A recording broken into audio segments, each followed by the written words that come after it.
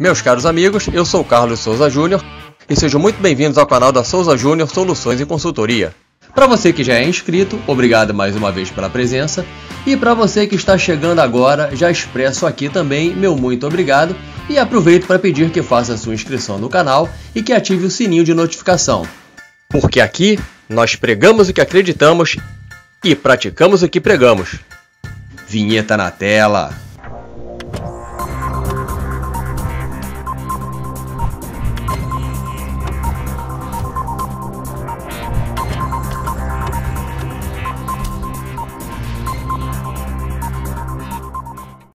O ciclo PDCA e seu impacto econômico na indústria. Com esse título, damos início a uma série de vídeos voltados para organizações e universidades, de modo a facilitar a assimilação de conceitos muito importantes e significativos hoje em qualquer área ou segmento. O que é o ciclo PDCA? Também chamado de ciclo de Deming ou ciclo de Shewhart, é uma ferramenta de gestão que tem como objetivo promover a melhoria contínua dos processos por meio de um circuito de 4 ações: planejar, do inglês plan, fazer, do inglês do, checar, do inglês check e agir, do inglês act. O intuito é ajudar a entender não só como um problema surge, mas também como deve ser solucionado, focando na causa e não nas consequências. Uma vez identificada a oportunidade de melhoria, é hora de colocar em ação as atitudes para promover a mudança necessária e, então, agir os resultados necessários com mais qualidade e eficiência. Esse método de análise e mudança de processos parte do pressuposto de que o planejamento não é uma fase que aconteça uma única vez, tampouco é absoluta. Por isso, no decorrer do projeto, pode ser preciso mudar o planejamento. O ciclo PDCA ajuda a fazer exatamente esse controle, que é contínuo, contribuindo para que cada processo se desenvolva da melhor maneira possível. Breve histórico. O método remonta ao filósofo francês René Descartes, que descreveu a importância de se utilizar o método na condução do pensamento humano. É o que está registrado em sua mais famosa obra, Discurso do Método, de 1637. A origem fundamental do PDCA é justamente o método cartesiano na busca pela resolução de problemas. O método cartesiano consiste em 4 regras: evidência, análise, ordem e enumeração. Estes preceitos são baseados no conhecimento matemático, isto é, um conhecimento dominado pela razão e não pelos sentidos. Deste modo, Descartes afirmava ser possível alcançar uma verdade que não seja passível de dúvidas. Na década de 20, um físico norte-americano chamado Walter Andrew Shewhart, muito conhecido por sua atuação na área de controle estatístico de qualidade, criou o ciclo PDCA. Porém, só na década de 50, ele foi popularizado em todo o mundo pelo também americano professor William Edwards Deming, conhecido por dedicar-se às melhorias dos processos produtivos dos Estados Unidos durante a Segunda Guerra Mundial e por ter o título de guru do gerenciamento de qualidade. Pessoal, o PDCA é um ciclo por um motivo fácil de entender. A sequência de 4 letras P, D, C e A representa uma ordem na aplicação de cada etapa: planejar, fazer, checar e agir. Se no final da sequência as ações não oferecerem os resultados esperados, então é preciso realizar ajustes que são submetidos ao começo do ciclo, seguindo sempre a mesma ordem: planejamento, execução e checagem. Quando alguma coisa sai do controle, quando o resultado não é o que se esperava, é preciso entender o que aconteceu. Se a ação não funcionou, se a falha foi na execução, se o problema está no planejamento. Desse modo, o ciclo será percorrido quantas vezes for necessário para que se chegue à solução do problema. Os ajustes afetam todas as etapas, pois elas estão integradas entre si. Quando o sucesso é alcançado, pode-se padronizar o ciclo PDCA para ser aplicado em outros projetos. Uma abrangência que vira o SDCA. É um tema que em breve também falaremos aqui no nosso canal. A finalidade é que as melhores práticas sejam repetidas e aplicadas com frequência. O PDCA é um método que é usado do mesmo modo em qualquer setor, em qualquer área. O que variam são a diversidade e a dimensão do problema. Como o PDCA é empregado continuamente em diferentes projetos na busca por melhorias, essa é outra razão para que ele seja uma ferramenta cíclica, sempre em movimento, girando em torno de suas premissas básicas: planejar, fazer, checar e agir. E não se esqueçam, nunca pulem etapas. Então vamos continuar entendendo melhor o processo. Planejar. Na fase do planejamento, são estabelecidos os objetivos e as metas do ciclo. Que problema você resolverá dessa vez? Por que é preciso resolver essa questão? Mas antes de tudo, é imprescindível que o gestor saiba como realizar um planejamento de projeto. Ele deve ter conhecimento sobre diversos modelos de planejamento para realizar uma avaliação e só então selecionar o mais adequado e acertado para o projeto em questão. Também é nesse momento que você e sua equipe definirão os indicadores de desempenho que mostrarão se o objetivo final está mesmo sendo alcançado. Os indicadores são um meio claro pelo qual é possível avaliar o andamento dos resultados. Trata-se de uma medida quantitativa ou qualitativa capaz de captar informações relevantes sobre a evolução do projeto observado. É ainda no planejamento que você determina qual será a metodologia de trabalho usada para encontrar a solução de tal questão, assim como é nessa etapa que se dá o desenvolvimento do plano de ação, isto é, o encadeamento de ações necessárias para que o objetivo seja cumprido. Vamos ver um pouco dessa etapa na prática. Planejar é o ponto de partida, o primeiro passo. Então nós devemos sempre perguntar: qual é o novo trabalho? Quais são os clientes? Como alcançá-los? O que deve ser feito? Quem se responsabilizará por cada parte? Lembrando que são exemplos de questionamentos que nós podemos fazer nessa etapa do planejamento. Exemplos de ferramentas que a gente pode utilizar nessa etapa. Brainstorming é uma técnica utilizada para propor soluções a um problema específico. Consiste em uma reunião também chamada de tempestade de ideias, na qual os participantes devem ter liberdade de expor suas sugestões e debater sobre as contribuições dos colegas.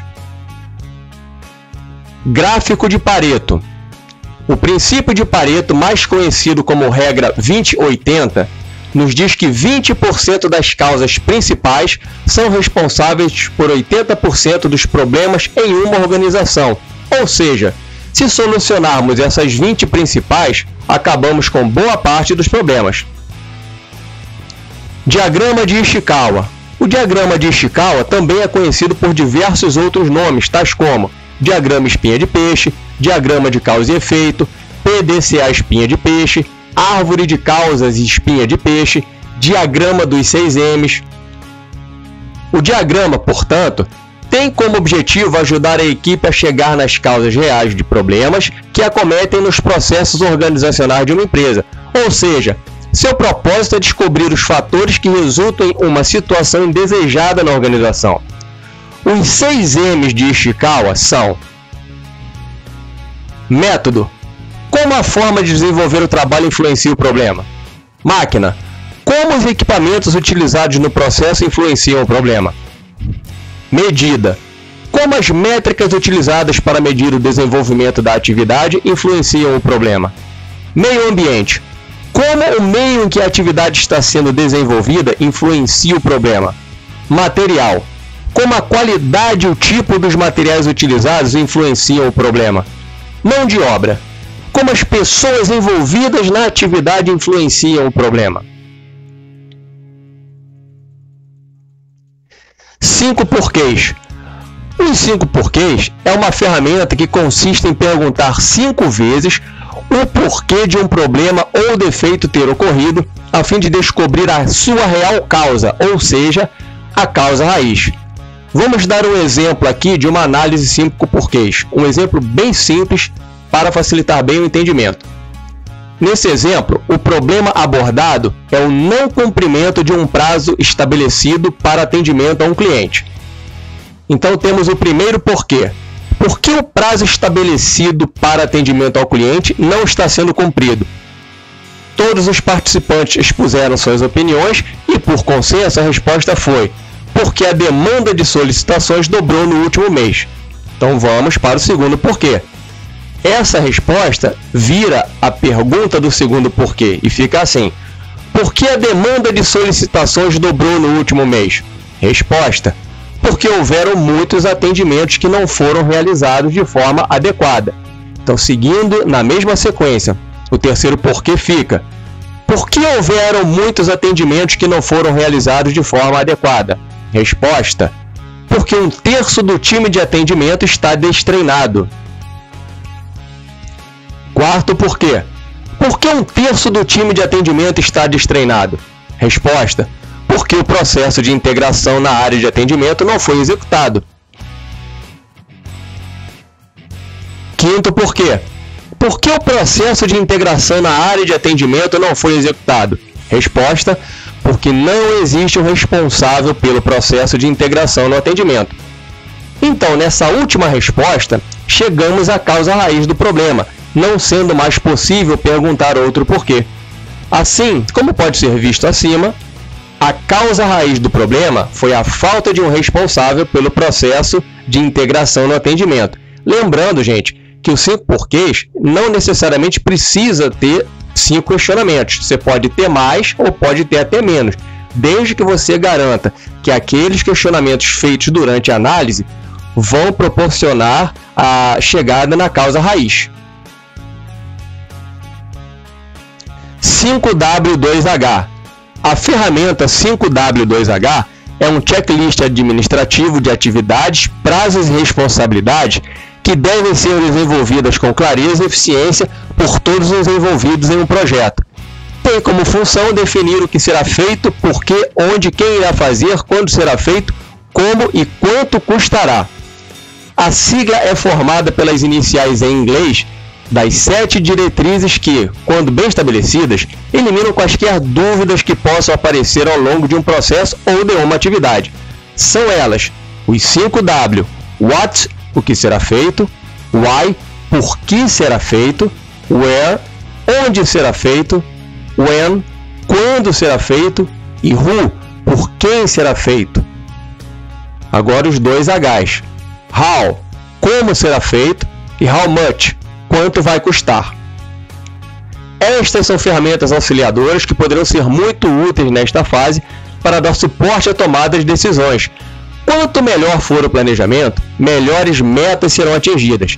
Deve-se lembrar que a fase de planejamento é sempre a mais complexa e a que exige mais esforços. No entanto, quanto maior for o número de informações utilizadas, maior será a necessidade do emprego de ferramentas apropriadas para coletar, processar e dispor essas informações.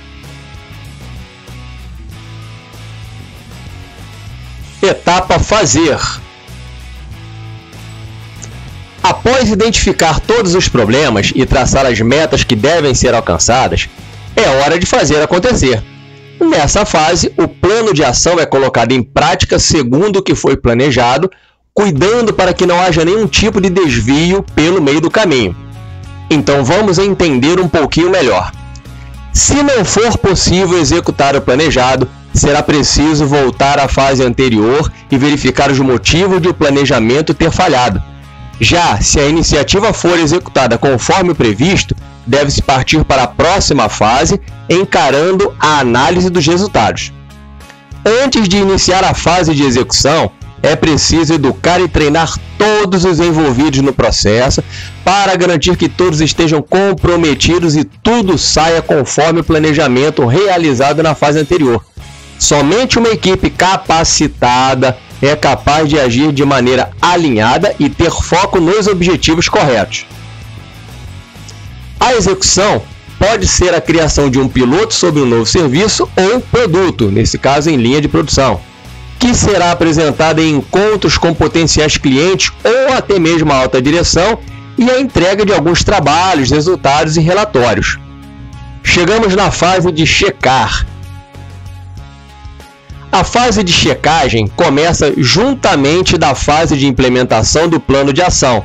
Afinal, quanto mais cedo os resultados forem acompanhados, mais rapidamente você saberá se o planejamento deu mesmo certo e se os resultados serão atingidos. Então vamos entender um pouquinho melhor. Nessa fase, é preciso fazer o monitoramento sistemático de cada atividade elencada no plano de ação e comparar o previsto com o realizado, identificando gaps que podem ser sanados em um próximo ciclo, assim como oportunidades de melhoria que podem ser adotadas futuramente. Também aqui, nós temos que avaliar a metodologia de trabalho adotada, pois isso também ajuda a verificar se a equipe está no caminho certo ou se é preciso modificar algum processo para se ter mais êxitos durante o decorrer do projeto. Para essa fase, é de suma importância que haja o suporte de uma metodologia estatística. Assim é possível evitar erros e poupar tempo e recursos. A análise realizada na fase checar mostrará se os resultados estão de acordo com o que foi previamente planejado ou se é necessário ajustar o caminho. Então, para isso, nós temos alguns exemplos de ferramentas estatísticas.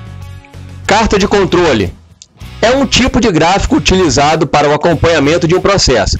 Este gráfico determina estatisticamente uma faixa denominada limites de controle, que é limitada pela linha superior, é o limite superior de controle, e uma linha inferior, o limite inferior de controle, além de uma linha média. O objetivo é verificar por meio do gráfico se o processo está sob controle, isto é, isento de causas especiais. Tá? A carta de controle gera o gráfico da carta de controle, que é o que vocês estão vendo aí na apresentação. Também temos a ferramenta chamada diagrama de dispersão, que é uma ferramenta de qualidade representada em forma gráfica para analisar a relação entre duas variáveis quantitativas. Para isso, deve-se traçar um gráfico em que o eixo X represente a causa e o eixo Y o efeito. Dessa forma, você conseguirá avaliar se o comportamento de uma variável interfere na outra. No diagrama de dispersão, nós temos 3 tipos de correlações: positiva, negativa e nula. Se os pontos criados no diagrama formarem uma linha crescente, temos uma correlação positiva. Isso significa que, se uma variável aumentar, consequentemente, a outra variável também irá crescer. Por exemplo, se você colocar no eixo X o número de horas aplicadas em um determinado treinamento e no eixo Y o resultado que você espera com esse treinamento, produtividade, por exemplo, espera-se que, com o aumento no número de horas de treinamento, também suba o nível de produtividade da empresa. Com o diagrama de dispersão, você consegue garantir essa correlação. Por outro lado, se os pontos do diagrama indicarem uma tendência decrescente, isso significa que o aumento da variável do eixo X gera uma queda na variável do eixo Y. Por exemplo, imagine que você vem investindo ao longo dos últimos meses em equipamentos de proteção individual, os famosos EPIs. Espera-se que, quanto maior for o investimento em EPIs, menor o número de acidentes, certo? Para checar se isso realmente está acontecendo na prática, você pode usar o diagrama de dispersão, e nesse exemplo é a famosa correlação negativa. No caso da correlação nula, é possível que os pontos fiquem muito dispersos ao longo do gráfico, o que torna impossível traçar uma linha de tendência. Nesse caso, isso significa que a variável do eixo Y não tem grande correlação com a variável do eixo X. Por exemplo, imagine que você colocou a idade como variável no eixo horizontal e produtividade no eixo vertical. Se você tem um time com bons colaboradores jovens e mais velhos, os pontos do gráfico serão dispersos. Assim, você não conseguirá traçar uma correlação entre idade e desempenho individual. Seguem algumas questões que precisam de respostas nesta fase. Você estava com a razão em relação à previsão de clientes? As coisas ocorreram conforme o previsto ou algo saiu do controle? Aconteceram imprevistos? Quanto tempo aquela atividade levou? Foi conforme o esperado? Demorou mais ou levou menos tempo? Os feedbacks foram bons ou negativos? São exemplos de questionamentos que devem ser feitos nesta etapa. Fase agir. Em caso de todas as metas terem sido atingidas, esta é a fase em que se adota o plano aplicado como padrão. Caso algo não tenha saído como planejado, é hora de agir corretivamente sobre os pontos que impossibilitaram o alcance de todas as metas estipuladas. Então vamos entender um pouquinho melhor.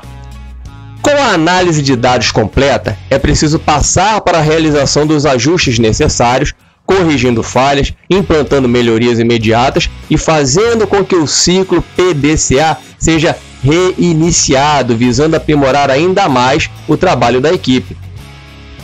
Então, gente, é finalmente nessa etapa que chega o momento de agir. Veja uma pergunta bem apropriada para essa fase. Há alterações que ainda devam ser feitas? Se a resposta for sim, então é preciso retomar o passo inicial, que é o planejamento, e registrar quais são essas mudanças. Pessoal, agora nós vamos fazer algumas correlações do PDCA com outras metodologias dentro do próprio universo do PDCA, começando com o MASP, que é o método de análise e solução de problemas. Quando a gente cruza as iniciais, as letras do PDCA com as iniciais do MASP, com os princípios do MASP, a gente vê, por exemplo, que na fase de planejamento do PDCA, a gente tem as seguintes fases do MASP: identificação, que é a escolha e detalhe do problema que se deseja resolver; a observação, que é onde você observa bem o problema, quando acontece e quando não, anotando tudo que puder; a análise, que é onde você analisa e compara tudo que é observado, e quanto mais esforço dedicado nessa parte, maiores as chances de sucesso; e o plano de ação, onde a gente faz um plano para que o que causou o problema não volte a ocorrer. Na fase de fazer, que é o do PDCA, a gente tem no MASP a ação, que é onde a gente executa o plano. No C, que é o check, que é o checar do PDCA, nós temos a verificação no MASP, que é onde a gente volta a observar o problema, e se ele continuar ocorrendo, a gente volta para a etapa 2 do MASP, que é a observação. E no ACT do PDCA, que é o agir, a gente tem as etapas de padronização, que é, uma vez tendo resolvido o problema, a gente transforma o novo método de fazer em um hábito ou uma rotina, e assim o problema não ocorrerá mais. E também tem a etapa conclusão, onde a gente reflete sobre o que aconteceu e tenta se lembrar de outros problemas que podem ser evitados com a mesma ação, ou seja, a gente faz uma abrangência em cima daquilo que a gente construiu dentro da análise feita. Essa é a correlação do PDCA com o MASP. Agora nós vamos fazer a correlação do PDCA com outras ferramentas, começando pelo DMake, que é uma ferramenta muito utilizada no mundo Six Sigma e Lean. Essa metodologia DMake é uma estrutura utilizada nos processos Six Sigma para a condução dos projetos. Os estágios do DMake buscam definir as oportunidades de melhoria, medir os desvios ou situações indesejadas através de dados coletados, analisar as informações obtidas, introduzir melhorias no processo através de novos conhecimentos e controlar os processos otimizados. Então a gente tem, assim como no PDCA, o DMake ele é constituído de siglas. Então a gente vê as siglas da seguinte forma: o D é o define, que é o definir; o M é o measure, que é o medir; o A é o analyze, que é o analisar; o I é o improve, que é melhorar; e o C é o control, que é o controlar. Ok? Então, na comparação do PDCA com o DMake, a gente pode ver que na fase de planejar do PDCA, nós temos definir, medir e analisar do DMake. Na fase de executar do PDCA, que é o do, nós temos a fase melhorar, o improve do DMake. Já as fases check e act, verificar e agir respectivamente, do PDCA, já estão correlacionados com a fase controlar do DMake. Agora, comparando o PDCA com o relatório A3. O relatório A3 foi idealizado pela Toyota Corporation e é amplamente utilizado na indústria para analisar e solucionar problemas, tendo esse nome por ter sido desenvolvido em papel tamanho A3. Este método descreve os problemas no relatório em detalhes com base na análise e solução dos mesmos. Tá? Então, qual é o objetivo do A3? Tornar claro o problema, ou seja, definir o problema. Decompor o problema. O próximo passo é recuperar o histórico de registro do problema abordado, levando em conta, por exemplo, há quanto tempo ocorre a frequência e extensão dos danos causados. Definir um alvo, ou seja, verificar atentamente qual é a situação atual do problema mencionado acima, levando em conta todas as variantes que permeiam sua condição do momento, preferencialmente na forma gráfica. E aí vem analisar a causa raiz, desenvolver contramedidas, que é estabelecer o plano de ação, ver as contramedidas, que é executar o plano de ação, avaliar resultados e processos e padronizar o sucesso. Comparando o PDCA com o A3, nós podemos ver que na etapa planejado PDCA estão contidas as seguintes etapas do A3: tornar claro o problema, decompor o problema, definir um alvo, analisar a causa raiz e desenvolver contramedidas. Já na fase de executar do PDCA, a gente tem a fase de ver as contramedidas do A3. Na fase de verificar do PDCA, nós temos a fase de avaliar os resultados e processos do A3. E na fase agir do PDCA, temos a etapa do A3, que é a de padronizar o sucesso. Já o 8D, ou PSP, que é o processo de solução de problemas, muito forte no segmento automotivo, esse é o nome de uma ferramenta que se refere aos 8 do inglês fazer mesmo, similar até aquilo que a gente viu no PDCA, no do PDCA. Ou seja, consiste em uma ferramenta com 8 passos ou disciplinas a serem seguidas para tratar um problema para que ele não volte a ocorrer. E é dividida assim. O primeiro D é a construção de uma equipe para trabalhar no problema. O segundo D é a descrição do problema. O terceiro D é o desenvolvimento de um plano provisório para a contenção do problema. O quarto D é a identificação e eliminação da causa raiz do problema. O quinto D é a escolha de ações e verificação da solução proposta. O sexto D é a implementação de uma solução permanente. O sétimo D é a prevenção do reaparecimento do problema. E o oitavo D é a comemoração do sucesso da resolução do problema com a equipe. Então, comparando o 8D PSP com o PDCA, a gente vê que na fase planejado PDCA, nós temos correlacionando com o 8D as fases do D1, D2, D3, D4 e D5. Já na fase de executar do PDCA, correlacionando com o 8D, temos o D6. E as fases D7 e D8 estão correlacionadas com as fases verificar e agir do PDCA. Né? As fases D7 e D8 do 8D correlacionadas com as fases verificar e agir do PDCA. Agora a gente vai fazer uma correlação entre o PDCA e o SDCA. Né? Como eu disse no início, a gente futuramente vai fazer um vídeo específico do SDCA, mas a gente vai passar aqui rapidamente uma visão geral desse conceito. O que é o SDCA? O SDCA ele segue o mesmo raciocínio do PDCA, com a diferença de que, ao invés de planejar, o passo do SDCA é padronizar. E como é que se divide o SDCA? O S do SDCA é Standard, ou seja, padronizar. É padronizar o processo de modo que todos os envolvidos executem a mesma atividade da mesma forma. Nessa fase são criados procedimentos, instruções de trabalho, procedimento operacional padrão, famoso POP, e outros modelos de informações documentadas. Tais informações devem ser descritas do modo mais simples e prático possível, contendo todos os passos e informações necessários e pertinentes para realizar as tarefas e alcançar um bom desempenho. O D é igual ao do PDCA, que é o do, é fazer. É a execução do que foi padronizado, incluindo a orientação e treinamento de todas as partes envolvidas nos processos para assimilar o novo modus operandi das atividades.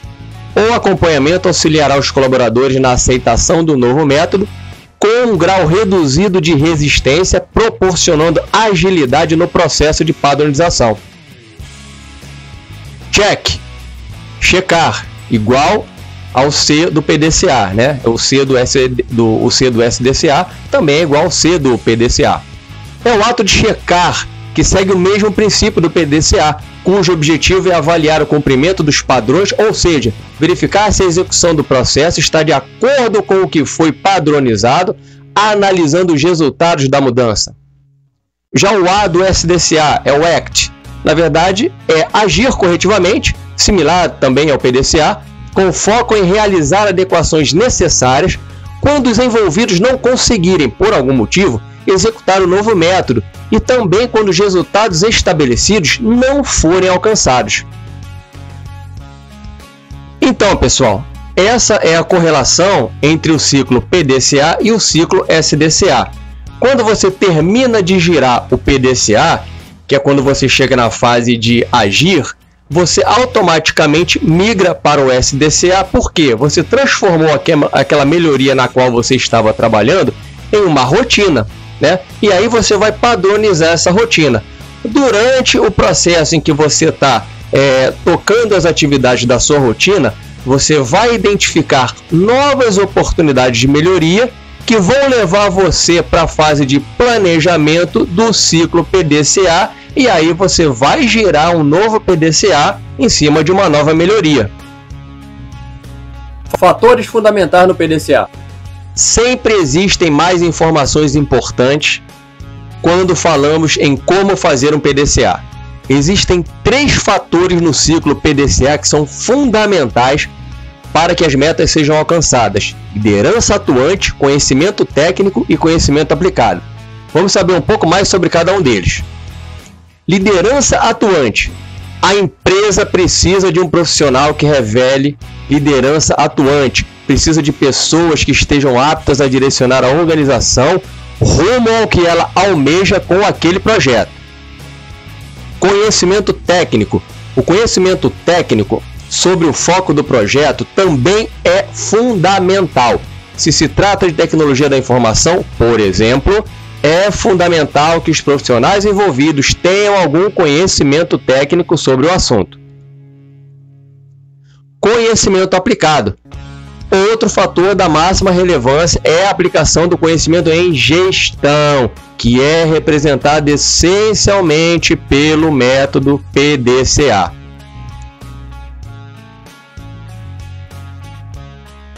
Os impactos na indústria. O PDCA é aplicável a qualquer tipo de projeto, independente da complexidade. Ajuda a direcionar a equipe para o desenvolvimento de melhorias contínuas, aguça os sentidos para a identificação de falhas e oportunidades de aprimoramento e ainda contribui para que todos os envolvidos visualizem as mudanças realizadas. Tá? O ciclo PDCA também ele proporciona uma versatilidade para a aplicação, ou seja, promove a análise dos processos em qualquer cenário. Pode ser no macro, com avaliação da gestão corporativa, pode ser em setores específicos, pode ser com a atenção direcionada a uma determinada situação. O método permite que sejam tomados os melhores caminhos, não importa o problema nem a necessidade de melhoria.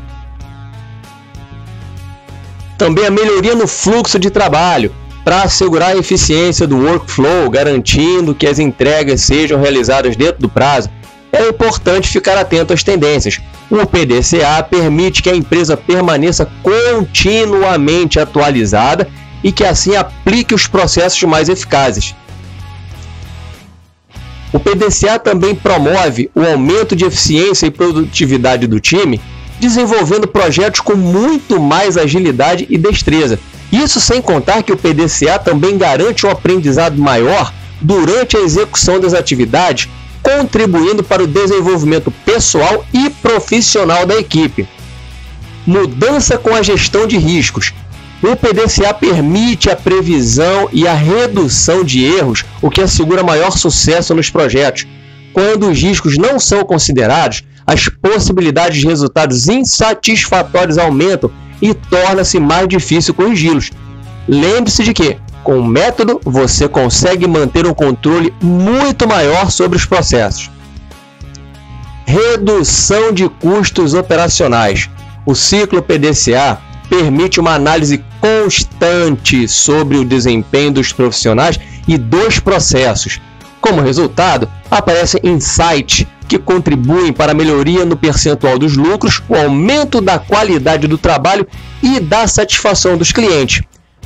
E também o PDCA, obviamente, contribui para o atingimento dos objetivos e da melhoria contínua. Agora, pessoal, nós vamos falar sobre o PDCA na prática, baseado em fatos reais, experiências vivenciadas por nós que vimos o PDCA funcionando e gerando ótimos resultados, tá? Ótimos resultados. Então nós vamos compartilhar com vocês de forma muito resumida algumas experiências e os resultados em valores que nós alcançamos durante esses projetos dos quais participamos.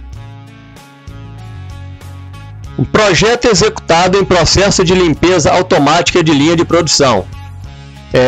Nesse projeto, nós conseguimos eliminar focos de contaminação microbiológica na produção, promovendo uma eliminação de perdas operacionais, reduzindo assim o custo da operação em cerca de R$100 mil ao ano.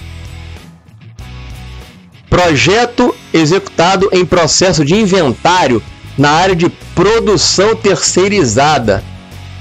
Esse projeto nós executamos em sistema de inventário, logística e armazenagem de alguns parceiros de produção terceirizada, com uma redução de perdas e custos acima de R$1 milhão, tá? R$1 milhão, tudo seguindo a metodologia PDCA.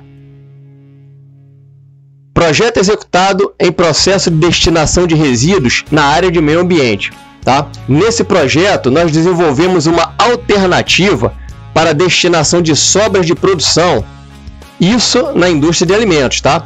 Substituindo o envio para aterro pela destinação à ração para alimentação de gado, reduzindo assim o custo anual em cerca de R$160 mil ao ano. Tudo isso em conformidade, seguindo todos os requisitos do Ministério da Agricultura, Pecuária e Abastecimento. Projeto executado em layout de processo e inventário na área de operações e supply chain. Nesse projeto, nós redesenhamos todo o fluxo, incluindo o inventário físico, fazendo também modificações no processo de gestão em sistema, implementando transações mais adequadas ao processo, gerando assim uma redução de custo na faixa de R$750 mil ao ano. Então, pessoal, conforme nós vimos aqui ao longo dessa apresentação, uma vez seguindo o PDCA de forma disciplinada, na íntegra do seu passo a passo, os resultados eles vêm e são muito positivos. Bom, pessoal, com esses exemplos, nós encerramos nossa apresentação sobre o ciclo PDCA e seu impacto econômico na indústria, provando que, se fizermos bom uso da metodologia e respectivas ferramentas, os resultados positivos com certeza virão. Se vocês gostaram, deixem o like, compartilhem o vídeo, comentem o que acharam e coloquem suas sugestões. E não esqueça de seguir nossas redes sociais e visitar nosso blog, clicando nesse link que estará disponível na descrição do vídeo ou apontando seu celular para este QR Code, porque nós somos sua verdadeira solução. Até a próxima!